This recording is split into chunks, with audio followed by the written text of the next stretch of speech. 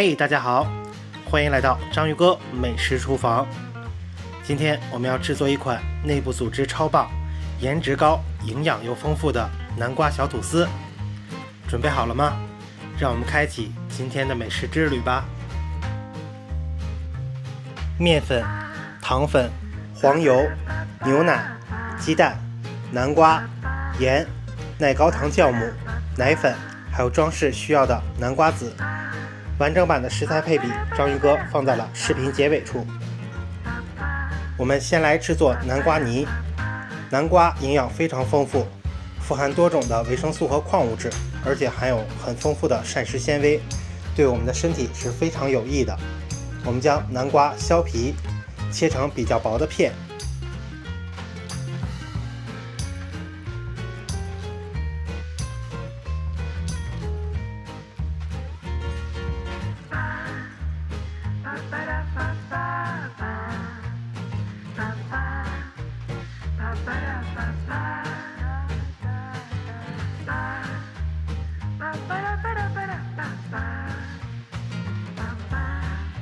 然后放入蒸锅蒸熟，时间大约20分钟左右。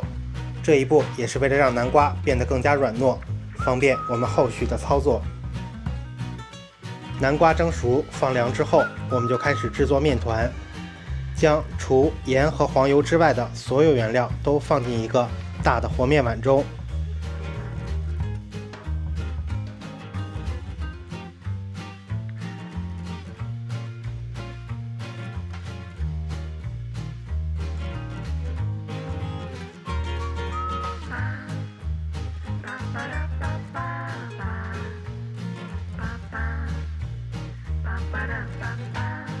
我们的南瓜在蒸熟之后，如果看起来比较干的话，可以加入少许的牛奶稀释一下，让南瓜泥的状态比较粘稠就可以。我们使用翻拌铲将所有的原料翻拌均匀，翻拌至没有干粉。翻拌好之后，我们就开始手揉面团。我们利用手掌根部的力量向下按压原料，然后再将原料拉回，再次按压，反复这样的操作，最后我们就可以得到一个面团。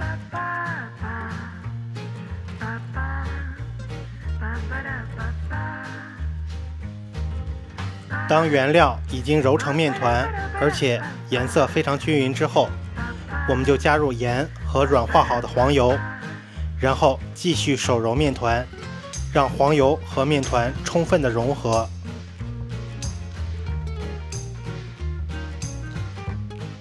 面团表面揉至非常光滑，我们就可以整理一下面团，然后盖好保鲜膜进行第一次醒发，室温28度醒发1小时左右。醒发完成，面团现在已经醒发至2倍大。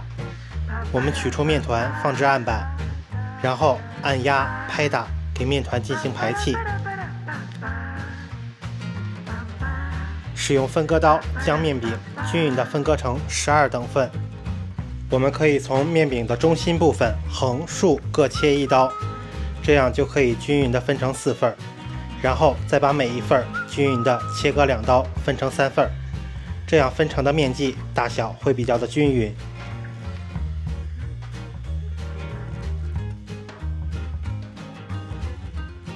分好之后，我们取出一块，按照视频手法从上向下折叠，然后在手心里团成一个球形的面团。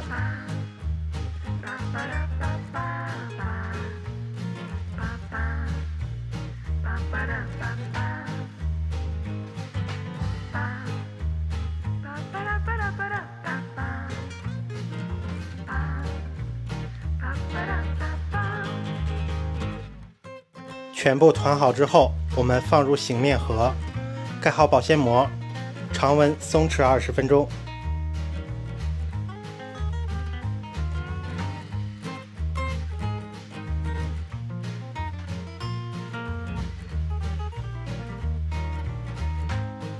面团松弛好之后，我们开始制作面包生胚。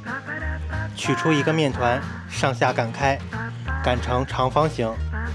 这个形状不太好直接擀成，我们可以在给面皮翻面的时候拉抻4个边角，这样就形成了长方形。然后两边各自对折，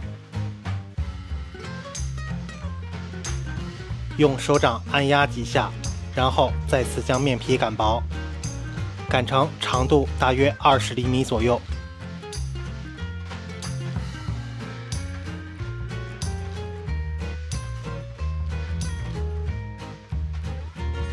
擀好之后，我们将面皮的下端按压固定一下，然后双手从上端开始向下卷起。卷好之后，我们就放入模具当中。面包生胚全部完成之后，我们就开始进行第2次醒发。烤箱温度设置35度，时间设置30分钟。记得放1碗热水，保持烤箱内的湿度。发酵完成之后，我们取出烤盘，给面包表面薄薄的刷上一层清水，然后放上南瓜籽仁装饰。记得取出烤盘时直接给烤箱预热，预热温度170度。烤箱预热完成之后，我们就开始烘烤。封炉烤箱温度设置为170度，时间18分钟。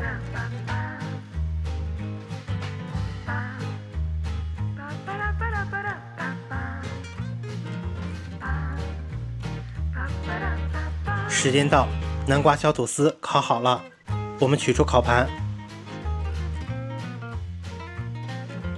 哇，看看这颜值是不是很高？我们切开一个，看一下内部组织。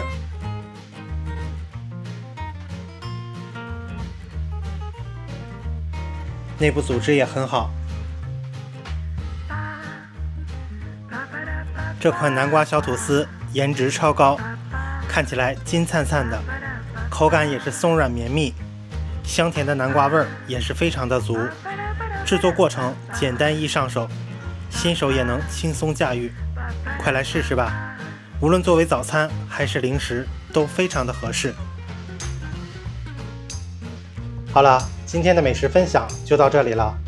按照章鱼哥的方法，相信大家都能做出这道口感绵软、营养丰富的南瓜小吐司。